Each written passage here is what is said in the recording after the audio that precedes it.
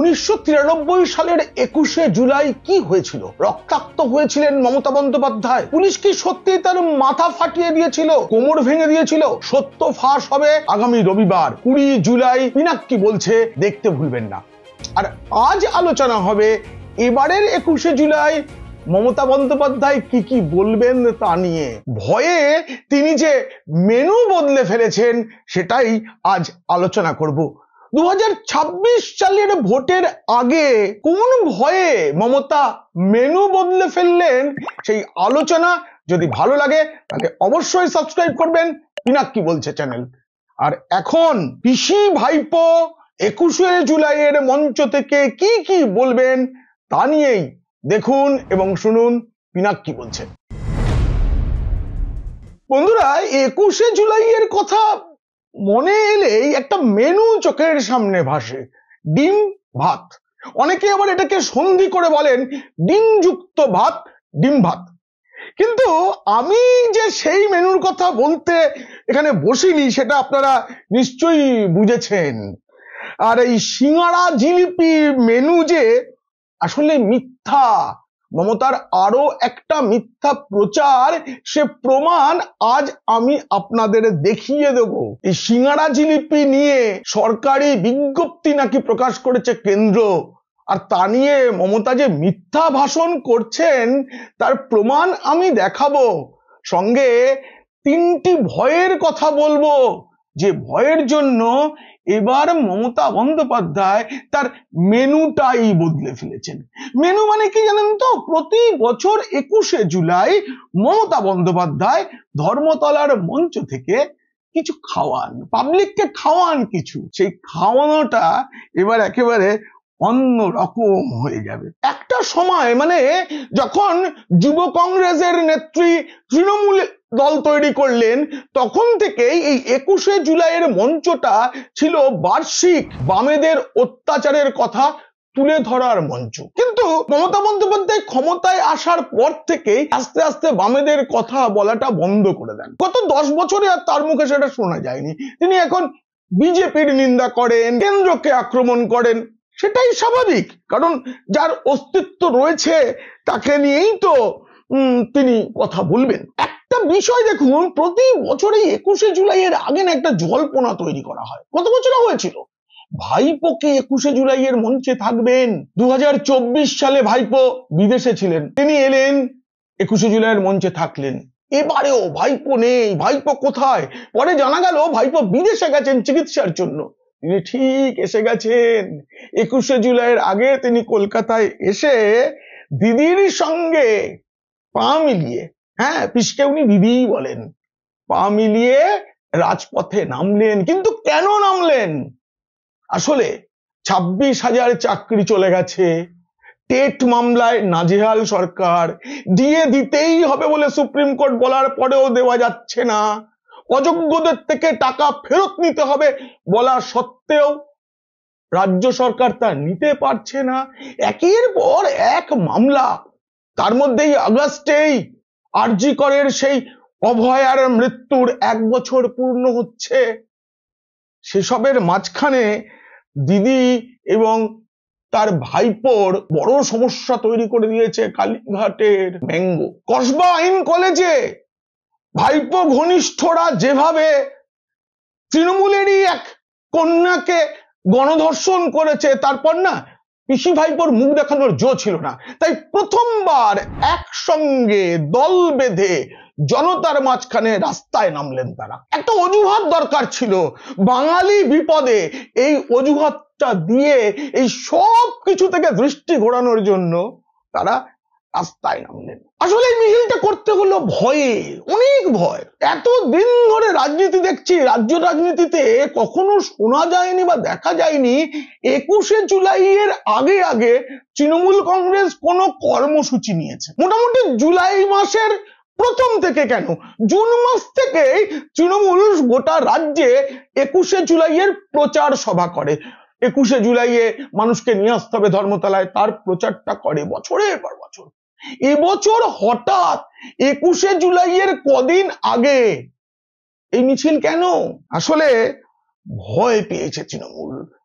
14 বছর ক্ষমতায় থাকার পরে তৃণমূলের তো এই মঞ্চ থেকে ভোটের আগের 21শে জুলাই থেকে বলার কথা ছিল আমরা এই কাজ করেছি, এই আমাদের মার্কশিট, এই মার্কশিট দেখে আমাদের নম্বর দিন, ভোট দিন। কিন্তু সেটা তৃণমূল নেত্রী বলবেন না। আমি বলে দিচ্ছি আপনাদের, এবার 21শে জুলাই তিনি অন্য কিছু কথা বলবেন। তিনি বলবেন বাঙালিরা বিপদে, গোটা দেশে বিভিন্ন রাজ্য থেকে বাঙালি খেদানো হচ্ছে, বাঙালি বিদ্বেষ তৈরি করা হচ্ছে।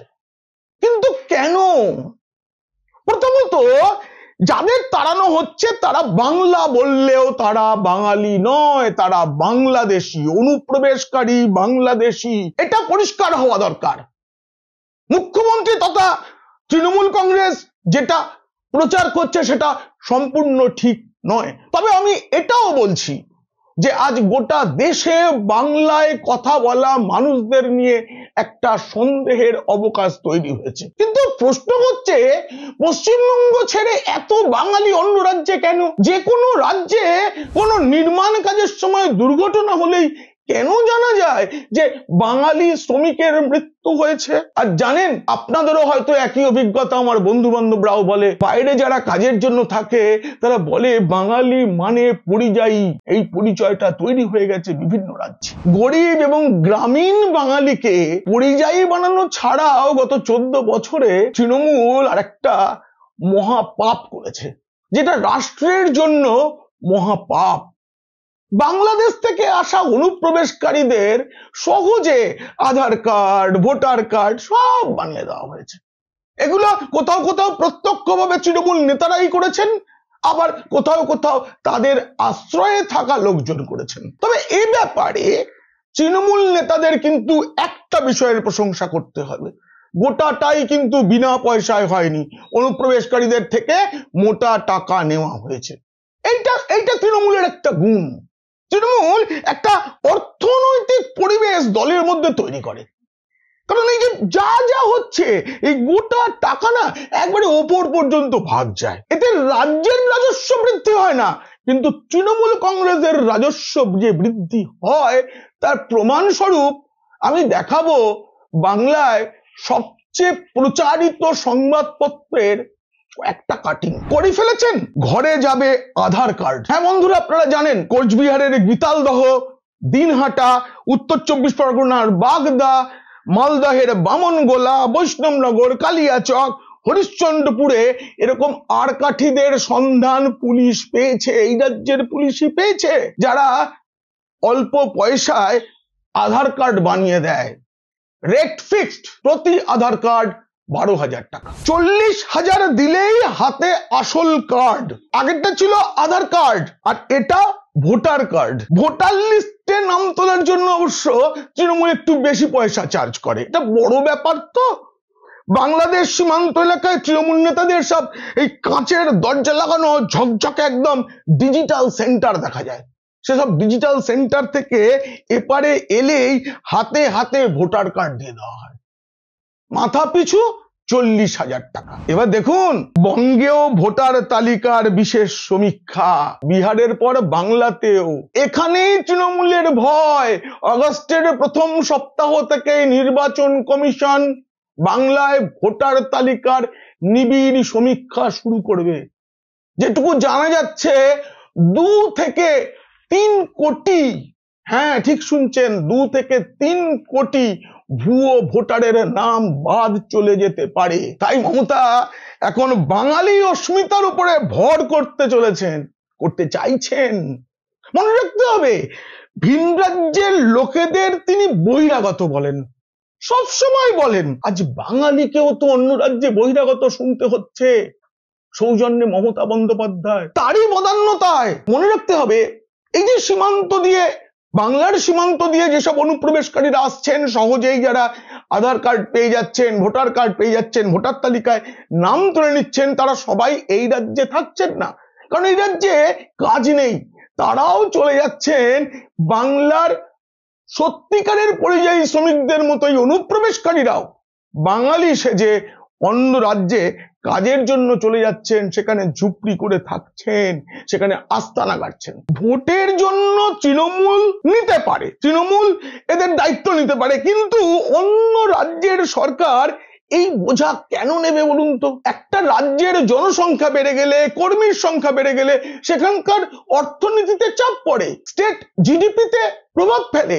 তাই অন্য রাজ্য তারা এদের নেবে কেন? এটা তো বাংলার ভোটার, ভুয়ো ভোটার, কিন্তু সেটা বাংলার ভুয়ো ভোটার। আর এদের খুঁজতে গিয়ে এই সন্দেহের তালিকায় পড়ে যাচ্ছেন বাংলায় কথা বলা সত্যিকারের বাঙালিরা। এই দোষ কার? আমি মনে করি যে এলোপাথারি শুধু বাংলা বলছেন বলেই তাকে সন্দেহ করা এবং তাকে বিতাড়িত করার চেষ্টাটা ঠিক নয়। নথি যাচাই করে তবেই করা উচিত। আসলে এই যে বাংলাদেশি তাড়ানোর যে প্রক্রিয়া, তার মধ্যে যেন সত্যির বাঙালিরা ঢুকে না যান, খেয়াল রাখতে হবে। হিন্দু হন, মুসলিম হন, তারা যদি সত্যির বাঙালি হন, এ রাজ্যে কাজ না পেয়ে গেছেন, তাদের ওপর যেন অত্যাচার না হয়। তবে বাংলাদেশিদের তাড়ানোটা কিন্তু খুব জরুরি, খুব। এই যে মিছিলে হাঁটছেন মমতা বন্দ্যোপাধ্যায়, তিনি কিন্তু এই বাঙালি বাঙালি করে শুধু এই মিছিলে হাঁটবেন তাতেই তিনি ক্ষান্ত থাকবেন না। আমি বলে দিচ্ছি, এবারের 21শে জুলাইয়ের মঞ্চ থেকে আগেও বলেছি, আবার বলছি, তিনি বারবার বাঙালি বাঙালি বাঙালি বলে চিৎকার করবেন। কিন্তু সত্যিই কি তিনি বাঙালিদের ভালোবাসেন? তাহলে এই রাজ্যের বাঙালিদের উপর এত অত্যাচার কেন? মালদা থেকে মহেশতলায় কি ঘটেছে? কেন বাঙালিদের দলে দলে কাজের খোঁজে অন্য রাজ্যে চলে যেতে হচ্ছে? বাঙালিদের তিনি সত্যি কি ভালোবাসেন, নাকি বাঙালিদের জন্য তার এই চোখের জলটা আসলে কুম্ভীরাশ্রু? তবে এটা তো ঠিক, তিনি অনুপ্রবেশকারীদের ভালোবাসেন। তার দল তাদের যত্ন করে আধার কার্ড, ভোটার কার্ড করে দেয়। তাহলে তাদেরকে এই রাজ্যে কাজকর্ম দিয়ে রাখতে পারছেন না কেন? রাখুন। বাঙালি বুঝুক যে তার প্রতিবেশী অনুপ্রবেশকারী হয়েও তার থেকে বেশি সুযোগ পায়। বাঙালি বুঝুক, অন্যের কাঁধে বোঝা ঠেলে দিচ্ছেন কেন? কেন অন্য রাজ্যে পাঠিয়ে দিচ্ছেন? মুখ্যমন্ত্রী এই প্রশ্ন থাকবে। আর এই যে বাঙালি বাঙালি, এরই অনুষঙ্গ হিসেবে 21শে মঞ্চ থেকে মমতা বন্দ্যোপাধ্যায় বলবেন সিঙ্গাড়া জিলিপি খাওয়া বন্ধ করতে চাইছে কেন্দ্রীয় সরকার, নরেন্দ্র মোদী সরকার, বিজেপি সরকার। কিন্তু কেন? আসলে বাঙালি তো সিঙ্গাড়া জিলিপি ভালো খায়। আপনি, আমি, ডাক্তাররা যতই বারণ করুন, আমরা সিঙ্গাড়া জিলিপি লুকিয়ে লুকিয়ে হলেও খাই। এটা বাঙালির প্রিয় খাবার। তাই সিঙ্গাড়া জিলিপি নিয়েও আসলে তিনি বাঙালি বাঙালি প্রচারটা করতে চাইছেন। কিন্তু এই প্রচারটা মুখ্যমন্ত্রী কিসের ভিত্তিতে করছেন? এটা ইন্টারনেটের যুগ, অনেক ভুয়ো খবর, ফেক নিউজ ছড়িয়ে পড়ে। কদিন ধরে আমিও চায়ের দোকানে শুনেছি এরকম কেন্দ্রীয় সরকার নাকি সিঙ্গাড়া জিলিপি খেতে বারণ করছে। আমার সন্দেহ হয়েছে। আমি সঙ্গে সঙ্গে এটার সত্যতার অনুসন্ধান শুরু করি, পেয়েও যাই যে খবরটা ভুল।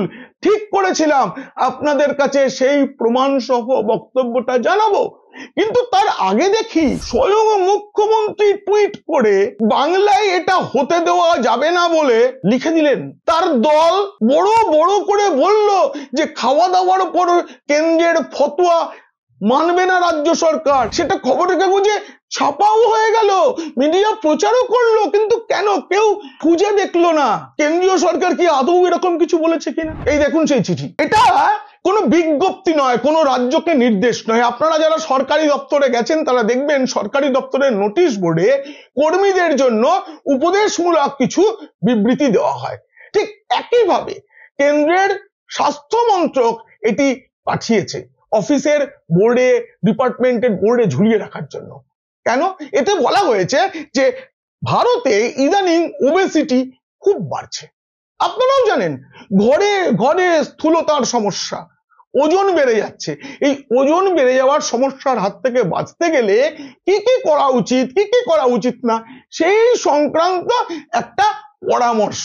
এটা কোনো নির্দেশ নয়। স্বাস্থ্য মন্ত্রকের সচিব এটা সরকারি কর্মীদের সতর্ক করেছেন। এর সঙ্গে অন্যান্য অসুখের কথাও বলা আছে, কি কি বিষয়ে সতর্ক থাকা উচিত। যেমন করে আমাদের চিকিৎসকরা লিখে দেন না, এটা খাবেন না, ওটা খাবেন না। তিনি কি বলেন আমি ফতোয়া দিলাম আপনি আর মিষ্টি খেতে পারবেন না? বলেন না তো। এটাও কিন্তু প্রেসক্রিপশন, ফতোয়া নয়। কিন্তু তৃণমূল সেটা কেন প্রচার করছে? কিছু বলার নেই তৃণমূলের। 2026 সালের ভোটে যাওয়ার আগে নিজেদের পাপ ঢাকা দেওয়া, মামলায় কেন হেরেছি তার জবাবদিহি করা ছাড়া আর কিচ্ছু বলার নেই। উন্নয়নের রেকর্ড হাতে তুলে ধরার জায়গা নেই। লক্ষ্মীর ভান্ডারের টাকা বাড়ানোর কথা বলার মতো কোষাগারের অবস্থা নেই। বাড়ানো হয়তো হবে বলে ঘোষণাও করে দেবেন হয়তো 21শে জুলাই, কিন্তু টাকা কে দেবে? মদ বিক্রিও রাজ্যে এমন একটা জায়গায় পৌঁছে গিয়েছে সেখান থেকে বাড়তি আয় আর করা যাচ্ছে না।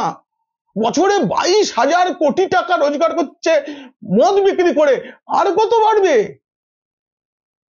এই পরিস্থিতিতেই কেন্দ্রের একটা সাধারণ বিজ্ঞপ্তিকে, পরামর্শকে সম্মান বলে প্রচার করতে চাইছে তৃণমূল এবং স্বয়ং মুখ্যমন্ত্রী। ভাবুন, আমাদের মুখ্যমন্ত্রী কতটা ভয় পেলে এটা করে থাকতে পারেন বলুন।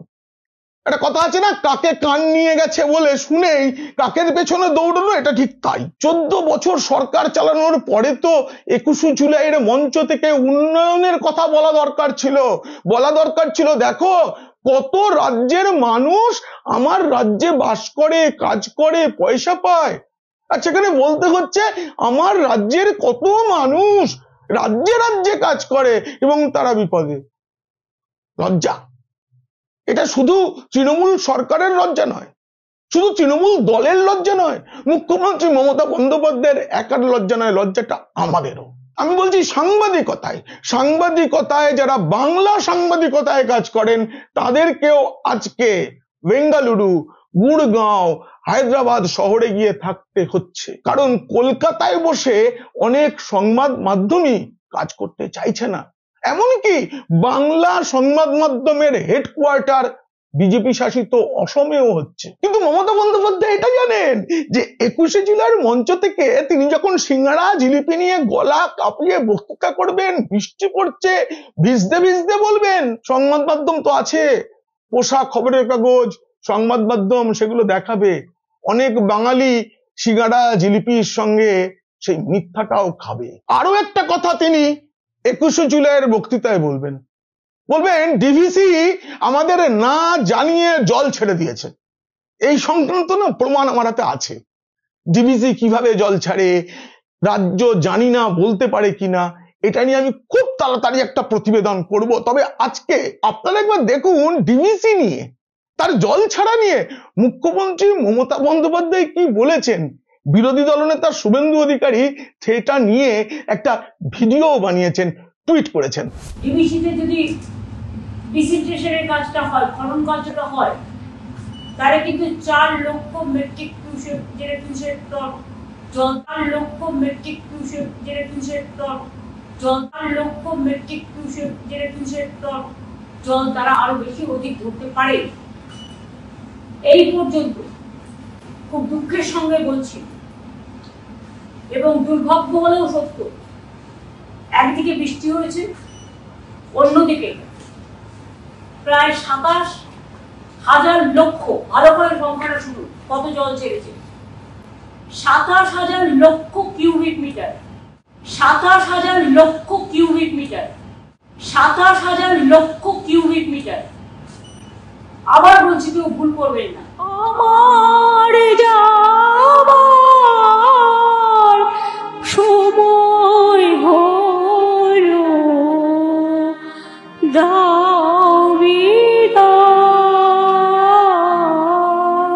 বন্ধুরা আরো একবার মনে করিয়ে দিই, 21শে জুলাই 1993 সালে যা হয়েছিল তা নিয়ে তৃণমূল নেত্রী মমতা বন্দ্যোপাধ্যায় যা বলেন, তার বইতে যা লিখেছেন, তার কতটা সত্য তা ফাঁস হবে আগামী রোববার।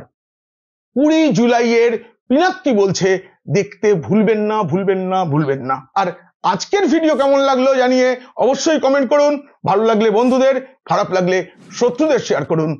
আর আপনারা খুব খুব ভালো থাকুন।